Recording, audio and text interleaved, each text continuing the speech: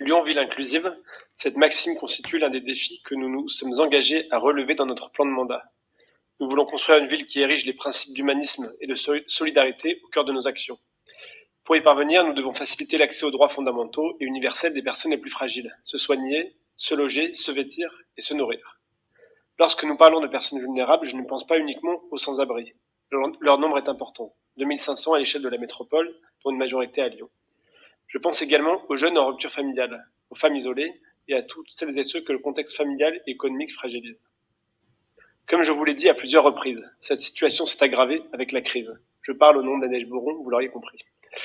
C'est pour toutes ces habitantes et ces habitants que nous devons agir. Le CCAS joue bien sûr un rôle primordial dans le combat contre la précarité. Lutte contre le non-recours, hébergement d'urgence et dispositif zéro enfant à la rue sont d'autant d'actions menées. Les associations intervenant en faveur des personnes en difficulté complètent et soutiennent le travail du CCAS. C'est pourquoi notre ville subventionne ces structures qui opèrent dans plusieurs champs: aide alimentaire, accueil de jour, lutte contre l'exclusion ou encore accès à l'hygiène. C'est l'objet de cette délibération qui propose de leur accorder des aides au fonctionnement d'un montant global de près d'1,2 million € pour 2022.